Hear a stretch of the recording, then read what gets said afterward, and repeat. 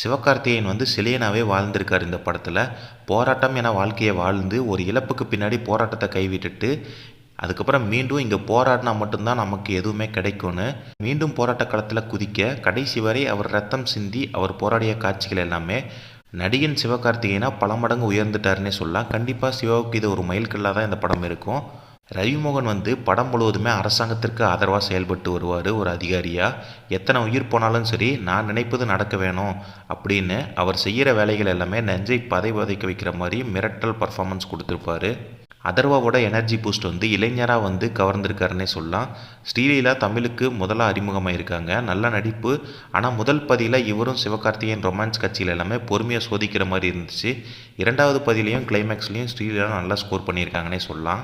படமே ஹிந்தி திணிப்புக்கு எதிரானது என்பதனால பல வரலாற்று நினைவுகளையும் கற்பனை சித்தரிக்கப்பட்டவைன்னு போட்டாலும் அது பார்க்குற ரசிகர்களுக்கு படத்தோட ஒன்றி கமெண்ட் அடித்து கட் செய்த காட்சிகள் எல்லாமே ரசிகர்களுக்கு புரிஞ்சு கொள்கிற மாதிரி தான் இருந்துச்சு. அதே நேரத்தில் படத்துக்கு மிகப்பெரிய பலமே பார்த்திங்கன்னா வசனங்கள் தான். ஹிந்தி திணிப்புக்கு தான் எதிரி, ஹிந்திக்கு எதிரி இல்லை. முதல்ல ஹிந்தி படிங்க வேலைன்னாங்க, இப்போ ஹிந்திக்காரனை போல் பேசுங்கிறாங்க. ரெண்டு பேரையும் ஒரே கோட்லேருந்து ஓட்டத்தை தொடங்க சொல்கிறதான முறை. சிப்பை கழகத்துக்கு முன்னாடியே போராடாமல் தமிழ் எனக்கு தேசபக்தி கிளாஸ் எடுக்காத போன்ற பொறி வைக்கிற வசனங்கள் வந்து பட்டாய கிளப்புற மாதிரி இருந்துச்சு. ஆர்ட் ஒர்க் எல்லாமே அப்படியே 1960க்கே போன அனுபவம் வந்து நம்ம கண்டிப்பாக கிடச்சிருக்கு. படத்தோட கதை மாந்தர்கள் தேர்வு வந்து உண்மையாலுமே செம ஸ்கோர் பண்ணியிருக்குன்னு சொல்லலாம். மைக்கேல் ரெட்டி, பேசில் கோமியா என கிளைமேக்ஸில் கூஸ் பம்ப்ஸ் குஞ்சிருக்குன்னே சொல்லலாம்.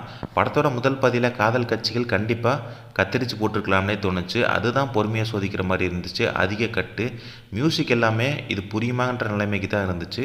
டெக்னிக்கலாக இப்படம் வந்து இசை, ஒளிப்பதிவு, ஆர்ட் ஒர்க் என எல்லாமே அட்டகாசமாக இருந்துச்சு. படத்துக்கு ப்ளஸ் என்னன்னு பார்த்தீங்கன்னா படத்தில் நடித்த எல்லா நடிகர்களுமே உண்மையாலுமே செம ப்ளஸ் பாயிண்ட் தான். நல்ல தேர்வு, நல்லா நடிச்சிருந்தாங்க.